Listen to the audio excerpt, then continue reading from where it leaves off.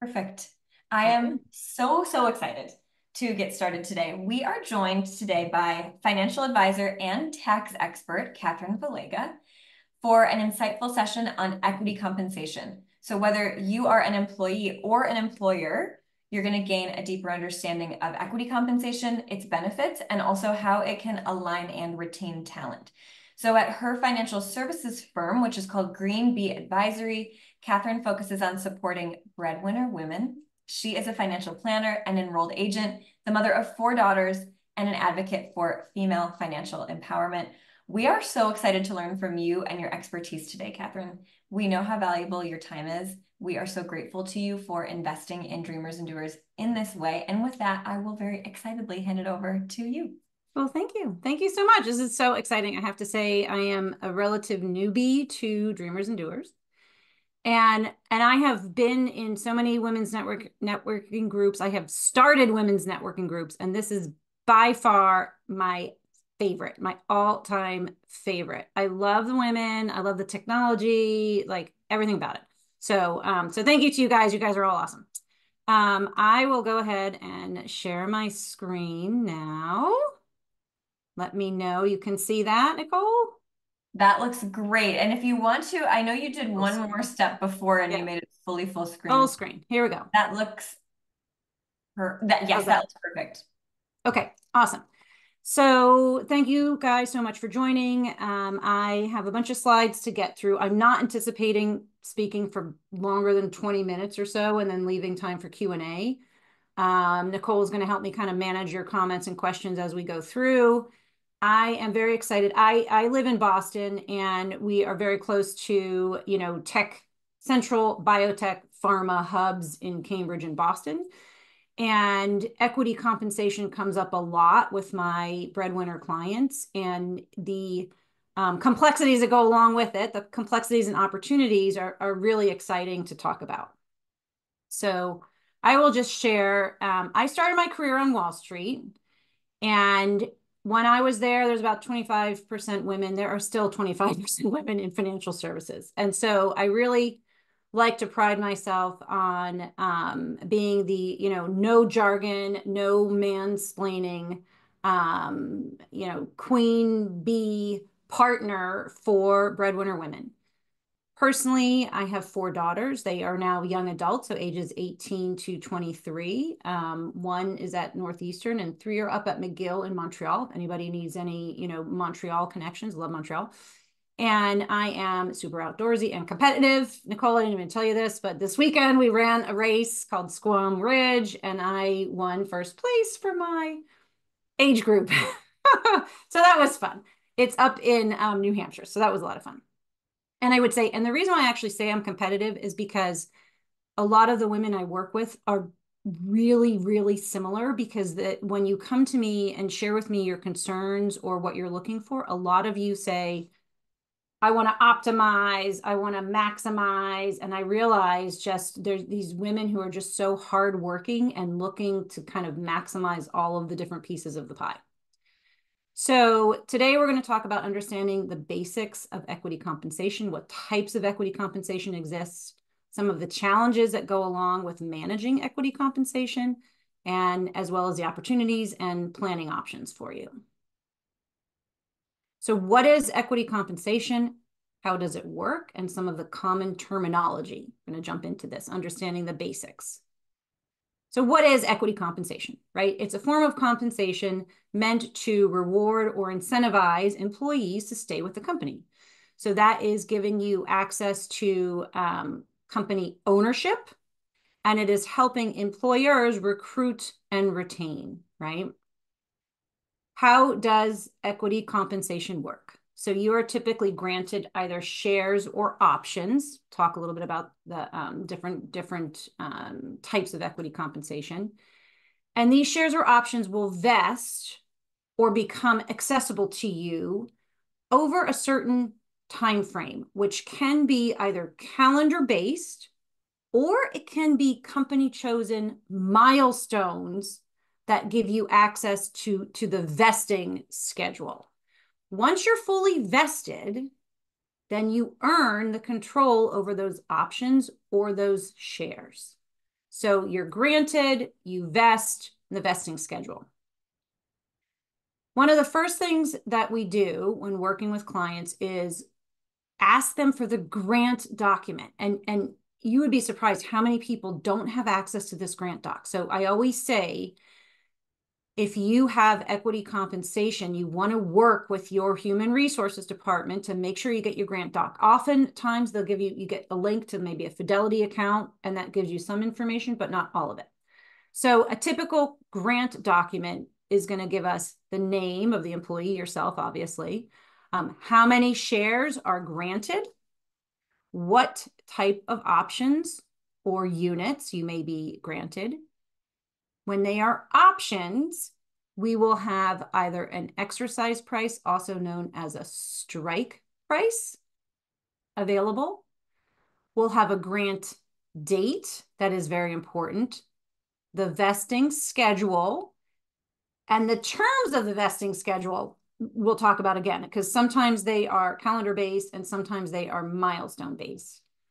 And if we're talking about options, there is potentially an expiration date that you want to pay attention to, because options can expire and you can leave money on the table if you're not paying attention to this. So the first thing to understand is what type of equity compensation were you granted? So I see most often in my practice, 10 years ago, I'd say it was mostly incentive stock options. Now it is mostly restricted stock units.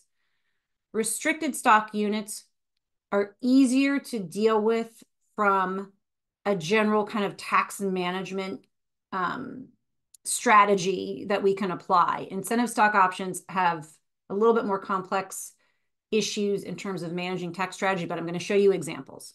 We also have non-qualified stock options. We have stock appreciation rights. And then we also have employee stock purchase plan, ESPP, which in theory is a type of equity compensation as well. And a lot of us have access to plans like that. So what are some of the challenges involved with equity compensation? Your decision timelines are going to vary according to what type of grant you were allocated or rewarded.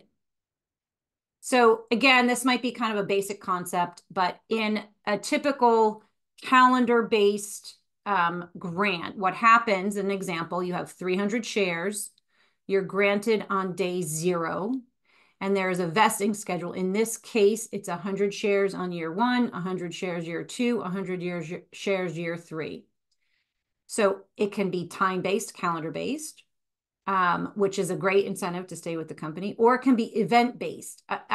I tend to be less enthralled with the event-based type of vesting schedule, because you could be working 8-hour work weeks for an entire year, but if the company as a whole does not hit this milestone that they have attached to that vesting schedule, your shares may not vest.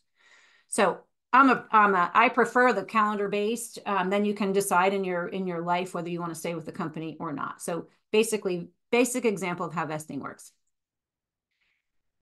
So I'm going to talk about the two most common incentive stock and RSUs, restricted stock units. This is a very complicated graph, and not to make everybody an expert in how this works, but I think it does visually a pretty good job of explaining incentive stock options and how decisions may be made within our calendar and financial strategy. So we are granted options on day 0, let's say. Year 1, let's just say calendar base, we're not hitting a milestone. So year 1, now we have options that have vested. Okay, so now that has given us the right to exercise those options. The exercise price was also determined in that grant. We went back to that grant document, right? So we have an exercise price. So depending on what the price of the stock is doing upon the vesting date, that will help us determine whether we're actually going to exercise our options or not. So if our strike price, let's say here, this red line, is same or lower, actually, sorry, strike price is higher than the current stock price, we may not be exercising our options because they're out of the money. So it's really looking at the strike price and the price of the stock. When the stock has increased beyond the strike price, those options are considered in the money. So we might consider exercising them. So that's sort of, decision number one, are our options in the money or out of the money? Are we exercising or not? Decision number two, and this will impact our taxes greatly, is once we exercise and we own the stock. So now we own the stock, what do we want to do with it? Do we want to sell it immediately or do we want to hold on to it? If we sell those shares within less than 1 year, our tax treatment is going to be ordinary income, short-term cap gains, potential AMT as well. If we decide to hold on for another year, so it's basically 2 years from date of grant, 1 year from date of exercise, so 1 year further, it's called a qualifying disposition, and that tax treatment is considered long-term capital gains. So again, this is not meant to make you guys experts. It's meant to illustrate the complexity of managing your options and to stay on top of, your incentive reward. So restricted stock units work, they're easier to manage, and I'll explain why, but we do also have some pitfalls potentially involved with RSUs. So when we are granted an RSU grant, so when we're initially granted that package incentive, there's no taxes, right? There's sort of zero value when we first get that grant. When those shares vest upon first vest, let's say this is 1 year later, we actually receive the value of those stocks we receive as, we are going to be taxed as income. And what happens is there is typically embedded in your option program something called sell to cover. So the company, when you vest, they realize you're going to now recognize income, which is taxed, and FICA and Social Security are withheld from that. It's like true income. The company will sell to cover. The default is a federal rate of 22%. This is your income tax rate. Depending on your particular situation and your, family situation, if you're filing jointly, et cetera, this rate might be way too low for your actual tax rate. So what happens is, fast forward to April, you file your tax return and we find that you actually didn't pay enough in taxes and you could potentially owe a large tax bill. The default is 22%, and this is what gets people. There's ways around it, but it's mostly via your W-4. It's a little complex, et cetera. But you need to know this and basically make sure you're grabbing some amount of that so you can cover the tax bill when it comes due. Okay, so you vest. Now we have the similar issue for if we're holding that stock for less than 1 year or longer than 1 year. If we sell those shares, let's say, we need a new car or we need a new boiler, or we're taking a trip and we need to sell those shares. If there is a gain on those shares, those gains are considered, this is an acronym for short-term capital gains. Short-term capital gains are taxed like income. I'm going to show you on the next slide to just give you a better visual. If we hold those shares for longer than 1 year, the gain is taxed at long-term capital gains, which is a better tax rate for us. So I always tend to put kind of negative financial in the red, more positive financial outcomes in the green, okay? So again, we had the incentive stock options. You can see all of the different decisions and potential tax ramifications. We have RSUs, a little bit easier to understand. We still have tax ramifications and kind of things we need to be aware of. So when I mentioned on this past slide, right, if we sold these shares prior to 1 year from that date of vest, they are considered short-term cap gains. Short-term cap gains are taxed at your income tax rates. So I like to just take an example. There's a married couple filing jointly. You guys have $500,000 of combined income. You are at a 35% tax bracket. Okay, so if you have gains on those shares, 35% of it gone because you're paying at your income tax rate. Whereas long-term cap gains, the way they stand now at 0, 15, 20, if you have more than half, let's say $500,000, we're at 20% tax rate. So again, this is a difference between income tax rate. Short-term cap gains are taxed as at income tax rates. Long-term cap gains are currently much lower. We'll see what happens post-election, but currently much lower, right? So there's a lot of opportunity. So we have a lot of these kind of things to be aware, but there's a lot of opportunity. So let's talk about, first of all, when you are accepting a new job, you can absolutely, you can and should be negotiating your equity compensation along with your employment offer. You want to understand any type of vesting schedule and discuss it. You know, again, I have seen, I have a client who works for, I think Bristol Myers Squibb. I can't remember, GlaxoSmithKline or Bristol Myers Squibb, one of the two. And one of her vesting schedules is a little wonky. And in my opinion, it's like one of those things that management kind of throws at you to like make it sound good. But in reality, you look at it and you're like, this is never going to vest. So you really want to understand your equity comp potential and your vesting schedule, get written agreements, and also pay attention to strings, meaning you leave the company, what happens? You know, do you get divorced? What happens?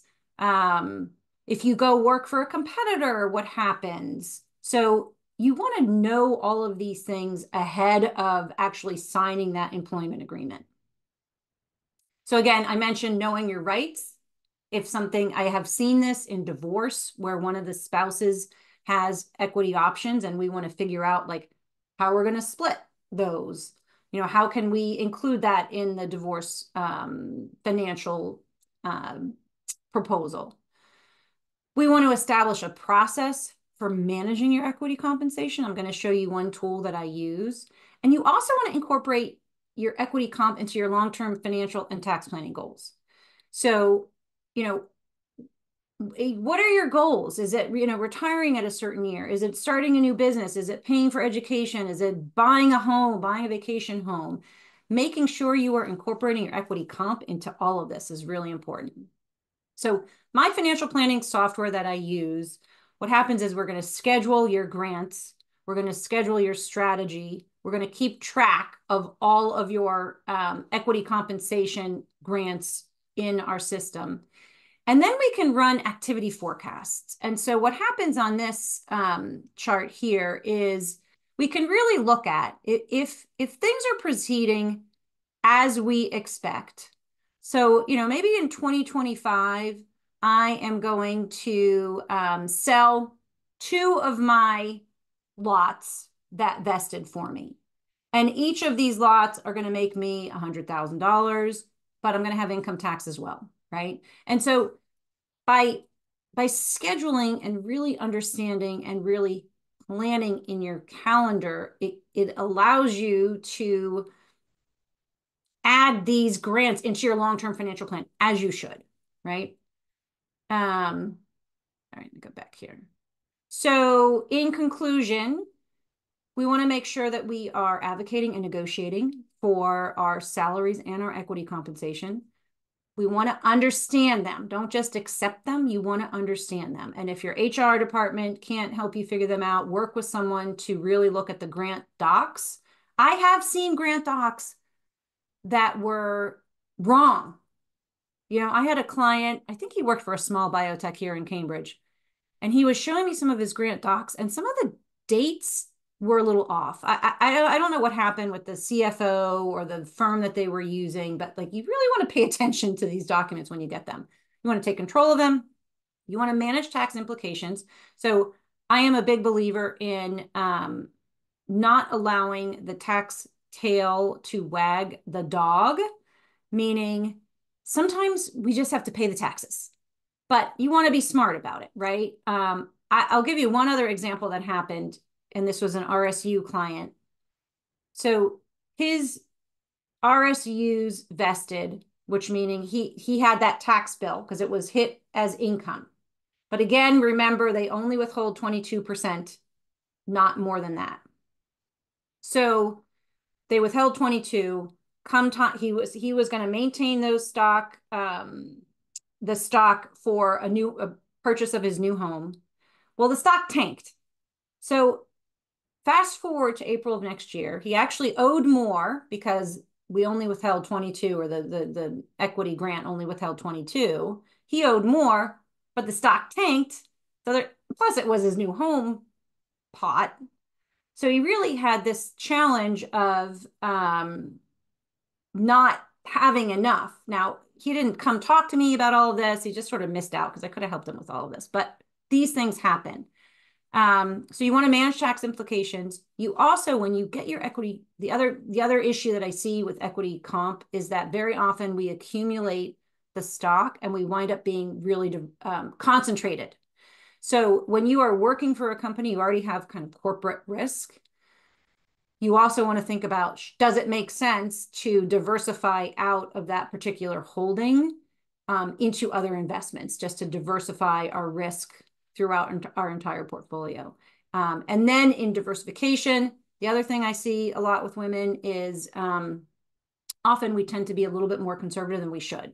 So we want to diversify out of really concentrated positions and then invest aggressively and with confidence.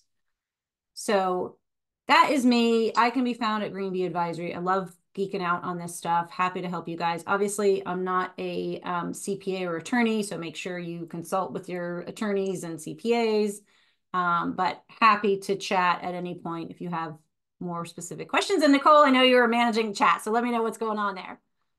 Yay, thank you so much. We have had no questions in the chat, so we can open it up now. If anybody, I know we don't have a humongous group today, but if anybody has questions, you can drop them in the chat, or since I feel like since we're an intimate group, we can just unmute and ask them if anybody has questions for Catherine. And feel free to leave that slide up, Catherine, if you want to, so that people know how to get in touch with you. I will also, while we're seeing if any questions are going to come in, I'll also drop your Dreamers and Doers profile in so that people can direct message you there if they want to connect with you via Dreamers and Doers. So yeah, any questions, folks can feel free to chat. And I'd love to know if there's something that we didn't touch on, let me know, so I can do that for the next time, or just get those answers ready when you need them. Happy to. Perfect. Having your profile in here. We'll just give everybody a couple minutes if any questions want to come through. I have a question. Sure. I joined a little late, so I hope that this isn't repetitive or redundant. So I'm a business owner, and we've been exploring equity as an option and a compensation package, but I've continued to get advice that's not really the proper use of it, to offer it as like in place of compensation. If, for say, the employee is, wanting to high of compensation, we can't really meet that, and to not use equity as like the placeholder to get there. Would you agree with that? And if so, like, what is the proper use of equity, or like when should it come into the conversation as your business is growing? Yeah, so very good question. So it's funny, I'll speak from the employee standpoint. When I was talking about negotiating, I am always a fan of negotiating higher salaries over equity comp, because I'm sure a lot of you have or know people who have worked in startups, and many of them, while we're hoping for the golden ticket, don't actually materialize. Mm-hmm. So from an employee standpoint, I always sort of, I would advocate for my female clients to negotiate rather other types of benefits, which are a little more, I guess, stickier. Right. So I can't speak as much from the employer because a lot of my clients are dealing with, public stock. So, Google and Microsoft, and you kind of deal with the RSUs from those types of options. But again, I guess from the employee standpoint, I'm always more a fan of higher income over those equity options to start, quite honestly. Okay, that's still helpful to hear because it did feel after I was getting advised that from like our CFO and then other sources as well that it's just not setting anybody up for success. So I think that is validating and still here. It's just not the right direction overall. And it just might not be a fit if we can't actually get there, for the full package. So I mean, thank it depends on the trajectory of your company, right? right. And again, I don't know what you do and but it's like, if you're launching your next unicorn, then maybe you absolutely can say this is a cheap way to compensate and retain. Um, but again, it depends on the growth trajectory and then what your employees think of the company and is it worth them trading that for actual salary? Um, Right. and that also depends on everybody's personal situation, whether they can trade that for salary, depending on, do they have a partner who can sustain and they can just go for equity comp or not? But Got it. okay. Thank you. That's very helpful. You're welcome. Any other questions? Folks can chime in the chat or feel free to I'm trying to look at this, see if there's anything else in there. Cool. No. Perfect. Well, this is great because now if I know this is a complicated topic, so you all have Catherine's information if you want to follow up with her and get in touch with her. But I just thank you so much, Catherine. This was so informative and practical and tactical. So thank you for just spending time with us, sharing all your wealth of insights and wisdom. It is so helpful, and we just appreciate you carving out the time to do this so very much. Absolutely. And this will be an evergreen recording, so I know that this will be supportive for everybody who's watching this, not just for those who dial in live, but for those who will be dialing in at a later date and watching this after the fact. So thank you. We just really appreciate you. Absolutely. And thank you all for dialing in and tuning in. It was great to see all of you. So I'll let all of you go, but please feel free to get in touch with Catherine after the fact if you want to connect with her. And it was wonderful to see all of you. Thank you for joining. Have a very happy rest of your week, everybody. Thank you. Thank you. Bye, everyone. So good to see you. See you soon. Thank you. Have a good afternoon.